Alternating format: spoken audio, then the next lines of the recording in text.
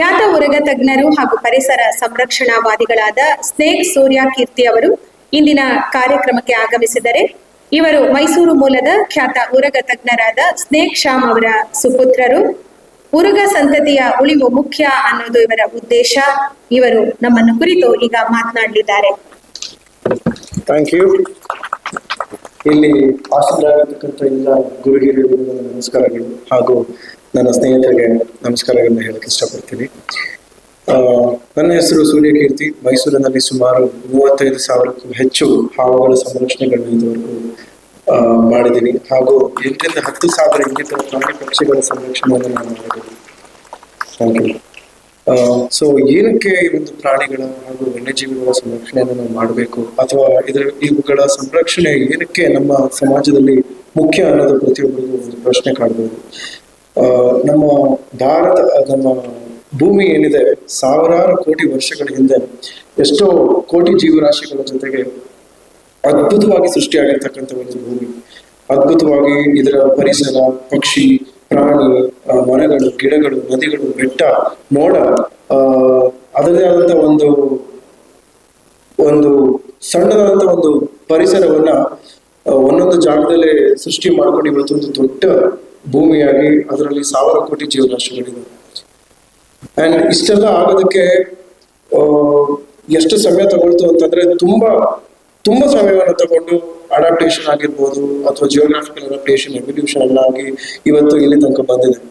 ಆದ್ರೆ ಈ industrial revolution ಯಾವಾಗ ಶುರು ಆಯಿತು, ನಮ್ಮ ಹ್ಯೂಮನ್ ರೇಸ್ ಇಂಡಸ್ಟ್ರಿಯಲ್ ರೆವಲ್ಯೂಷನ್ ಯಾವಾಗ ಬೂಮ್ ಆಗಕ್ಕೆ ಶುರು ಆಯಿತು, ಅವಾಗ ಈ ಒಂದು ಪರಿಸರ ಡಿಪ್ಲೀಟ್ ಆಗ್ತಾ ಬಂತು, ಕಡಿಮೆ ಆಗ್ತಾ ಬಂತು. ಅದರ ಜಾಗವನ್ನು ತಗೊಂಡು ನಾವು ಡೆವಲಪ್ಮೆಂಟ್ ಅನ್ನೋ ಯೋಜನೆಗಳಲ್ಲಿ ಎಷ್ಟೋ ಪರಿಸರದ ಜಾಗಗಳನ್ನು ನಾವು ತಗೊಂಡು ಇವತ್ತು ಡೆವಲಪ್ಮೆಂಟ್ ಅನ್ನು ಮಾಡಿದೀವಿ. ಸೊ ಹಾಗಾಗಿ ಎಷ್ಟೋ ಪ್ರಾಣಿಗಳು, ಪಕ್ಷಿಗಳು ಇವತ್ತು ಎಕ್ಸ್ಟೆಂಟ್ ಆಗಿ ಹೋಗಿದ್ದಾವೆ. ಎಷ್ಟೋ ಪ್ರಾಣಿಗಳು ಇವತ್ತು ಎಂಡೇಂಜರ್ಡ್ ಸ್ಪೀಶೀಸ್ ಲಿಸ್ಟ್ ಅಲ್ಲಿ ಇದ್ದಾವೆ. ಸೊ ಇದರ ಉಳಿವಿಗಾಗಿ ನಾವು ಹೋರಾಡಬೇಕು. ಯಾಕಂತಂದ್ರೆ ಪರಿಸರದಲ್ಲಿ ಇದರದೇ ಆದಂತ ಒಂದು ಪಾತ್ರ ಇದೆ. ನಮ್ಮ ಅಟ್ಮಾಸ್ಫಿಯರ್ ಅಲ್ಲಿ, ನಮ್ಮ ಸುತ್ತಮುತ್ತ ಇವಾಗ ನಮ್ಗೇನೆ ಇಲ್ಲಿ 1-2-3 ಡಿಗ್ರಿ ಜಾಸ್ತಿ ಆಗಿರೋದಕ್ಕೆ ನಮ್ಗೆ ಶೆಕೆನ ತಡ್ಕೊಳಕ್ ಆಗ್ತಾ ಇಲ್ಲ. ಎಲ್ಲರೂ ಬೆವರ್ತಾ ಇದೀವಿ, ಎಲ್ಲರೂ ಫ್ಯಾನ್ಗೆ ಎಸಿಗೆ ಅಡಾಪ್ಟ್ ಆಗ್ಬಿಟ್ಟಿದೀವಿ. ಇನ್ನ 1-2-3 ಡಿಗ್ರಿ ಏನಾದ್ರೂ ವೇರಿಯೇಷನ್ ಆಯ್ತು ಅಂತಂದ್ರೆ ನಮ್ಮ ಈ ಒಂದು ಪರಿಸರದಲ್ಲಿ ನಮ್ಮ ಜೇನು ಹುಳಗಳೇನಿದೆ ಅವುಗಳು ಸತ್ತೋಗ್ತವೆ. ಸೊ ಈ ಜೇನು ಹುಳುಗಳು ಸತ್ತೋಯ್ತು ಅಂತಂದ್ರೆ ನಮ್ಮ ಭೂಮಿ ಮೇಲೆ ಇರ್ತಕ್ಕಂಥ 95% ಮರಗಳು, ಗಿಡಗಳು ಆ ಒಂದು ಪಾಲಿನೇಷನ್ ಆಗೋದೇ ಇಲ್ಲ. ಸೊ ಪಾಲಿನೇಷನ್ ಆಗಲ್ಲ ಅಂದ್ರೆ ಹೂಗಳು, ಹಣ್ಣುಗಳು ಅಥವಾ ಇನ್ನಿತರ ಏನೇನು ಪದಾರ್ಥಗಳಿದೆ ಅವುಗಳು ಹುಟ್ಕೊಳ್ಳೋದಿಲ್ಲ. ಸೊ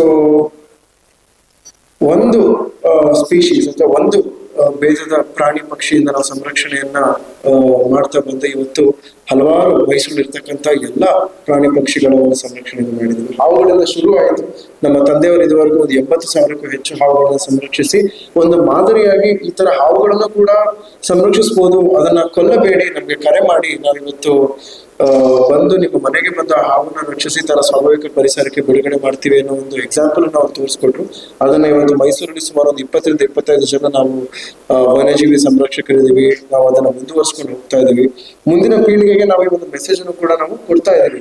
ಏನಕ್ಕೆ ಇವುಗಳೆಲ್ಲ ಪ್ರತಿಯೊಂದು ಇಂಪಾರ್ಟೆಂಟ್ ಅಂತ ನೀವೆಲ್ಲರೂ ನಮ್ಮ ದೇಶದ ಮುಂದಿನ ಪೀಳಿಗೆ, ನಮ್ಮ ನೆಕ್ಸ್ಟ್ ಜನರೇಷನ್ ಇವರು. ಸೊ ಒಂದು ಸಣ್ಣದಾದಂತ ಒಂದು ಆಕ್ಷನ್ ಆಗಿರ್ಬೋದು, ಅದು ನಮ್ಮ ದೇಶದ ಕಾನ್ಸರ್ವೇಷನ್ ಅನ್ನ, ದ ಫ್ಯೂಚರ್ ಆಫ್ ಕಾನ್ಸರ್ವೇಷನ್ ಅನ್ನು ಡಿಫೈನ್ ಮಾಡುತ್ತೆ ಅಲ್ವಾ. ಸೊ ಒಂದು ಸಣ್ಣ ಇನಿಷಿಯೇಟಿವ್ ತಗೊಳ್ಬೋದ ನೀವೆಲ್ಲರೂ? ಸಣ್ಣ ಇನಿಷಿಯೇಟಿವ್. ಯಾರೇ ಒಂದು ವೇಸ್ಟ್ ಅನ್ನ ಡಿಸ್ಕಾರ್ಡ್ ಮಾಡ್ಬೇಕಂತಂದ್ರೆ ಅದನ್ನ ಮೊದಲನೇದಾಗಿ ಸೆಗ್ರಿಗೇಟ್ ಮಾಡಬೇಕು. Dry waste, vet waste. Correct? ಎಷ್ಟು ಜನ ಮಾಡ್ತಾ ಇದ್ದೀರಾ ಕೈ ಎತ್ತಿ?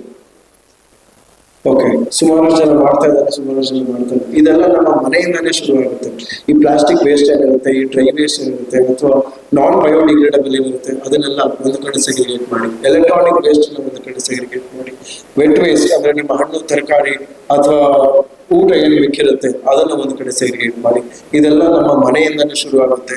ನಮ್ಮ ಮನೆಯಲ್ಲಿ ನಾವು ಇದನ್ನೆಲ್ಲ ಪಾಲಿಸ್ತು ಅಂತಂದ್ರೆ ನಾವು ಅವಾಗ ನಮ್ಮ ಸಮಾಜದ ಬಗ್ಗೆ ಏನೋ ಒಂದು ದೊಡ್ಡದಾಗಿ ಮಾಡುವಂತ ಯೋಚನೆಯನ್ನು ಮಾಡ್ಬೋದು. ಸೊ ದಯವಿಟ್ಟು ಈ ಒಂದು ಸಣ್ಣ ಇನಿಷಿಯೇಟಿವ್ ಇಂದ ನಾವು ನಮ್ಮ ದೇಶಕ್ಕಾಗಿರ್ಬೋದು ಅಥವಾ ನಮ್ಮ ಪರಿಸರಕ್ಕಾಗಿರ್ಬೋದು ಒಂದು ಕೊಡುಗೆಯನ್ನು ಮಾಡ್ಕೊಳ್ಳೋಣ.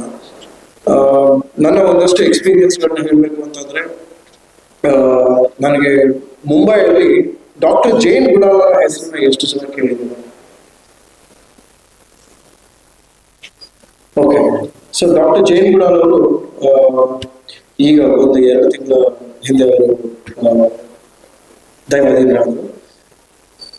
ವಿಶ್ವದಲ್ಲೇ ಮೊದಲ ಪ್ರೈಮೇಟಾಲಜಿಸ್ಟ್ ಅವರು. ಅಂತಂದ್ರೆ ಈ ಕೋತಿಗಳ ಮೇಲೆ ಅಥವಾ ಈ ಚಿಂಪಾಂಜಿ, ಗೋರಿಲ್ಲಾ, ಏಪ್ಸ್ ಅಂತ ಏನ್ ಹೇಳ್ತೀವಿ ಅವುಗಳ ಮೇಲೆ ಅವರು ಸ್ಟಡಿಯನ್ನು ಮಾಡೋದು. ಅವ್ರು ಕಂಡು ಹಿಡಿದಿದ್ದು ಏನಂತಂದ್ರೆ ಈ ಏಪ್ಸ್ಗೆ ಮತ್ತೆ ಮನುಷ್ಯಗೆ 98.75% DNA ಮ್ಯಾಚ್ ಆಗುತ್ತೆ. ಸೊ ಇನ್ನ ಮಿಕ್ಕಿದ 1.25% ನಮಗೂ ಅವಕ್ಕೂ ಇರುವಂತ ಒಂದು ವ್ಯತ್ಯಾಸನೇ ಇವತ್ತು ನಾವು ಇಲ್ಲಿದ್ದೀವಿ ಅಂಡ್ ಅವುಗಳೆಲ್ಲ ಕಾಡಲ್ಲಿದ್ದಾವೆ.